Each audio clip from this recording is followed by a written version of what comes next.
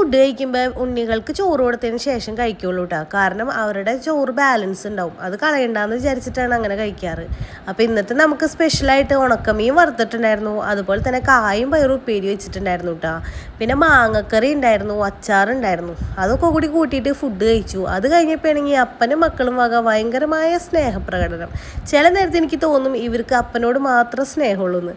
ആ മാതിരി ഇവർ കാണിക്കുള്ളൂ. അതിൻ്റെ ഇടയ്ക്ക് ക്രിസ്മസിൻ്റെ എന്തോ ഒരു ബോൾ ഉണ്ടായിരുന്നു, അത് പൊളിച്ചുകൊണ്ടിരിക്കുകയാണ് നമ്മുടെ ആദംകുട്ടൻ.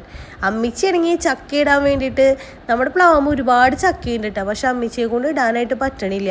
കാരണം അമ്മിച്ചിക്ക് വയ്യായിക ഉള്ളതുകൊണ്ട് മുകളിലേക്ക് നോക്കിക്കഴിഞ്ഞാൽ അമ്മിച്ചിക്ക് ഇയർ ബാലൻസിൻ്റെ പ്രോബ്ലം ഉണ്ട്. കുറേ നേരം മുകളിലേക്ക് നോക്കി നിൽക്കാൻ പറ്റില്ല. അപ്പോൾ അമ്മിച്ചി അത് ഇടാറില്ല. അപ്പോൾ ചേട്ടായിയുടെ അടുത്ത് ചക്ക ഇടാന്ന് പറഞ്ഞ് തോട്ടിയൊക്കെ അമ്മിച്ചി കെട്ടി കൊടുത്തു കേട്ടോ, അരിവാളൊക്കെ വെച്ചിട്ട് കെട്ടി കൊടുത്തു. മുൻപ് അമ്മിച്ചി ഒരുപാട് ചക്ക ഇടാറുണ്ട് കേട്ടോ. ഒരുപാട് ചക്കയിട്ട് ഞങ്ങൾ വറക്കും, ഉപ്പേരി വെക്കും, അങ്ങനെ ഒരുപാട് കാര്യങ്ങൾ ചക്ക കൊണ്ട് നമ്മൾ ചെയ്യാറുണ്ട്. പക്ഷെ ഇപ്പം അമ്മച്ചിക്ക് ഒന്നും പറ്റാറില്ല കേട്ടാ. അപ്പോൾ ചേട്ടായി ആണെങ്കിൽ അത് മൂത്തിട്ടുണ്ട് ഇത് മൂത്തിട്ടുണ്ടെന്ന് പറഞ്ഞിട്ട് പിടിച്ചങ്ങോട്ട് വലിച്ചു, ചക്കയമ്മ കോറിൽ വീണു.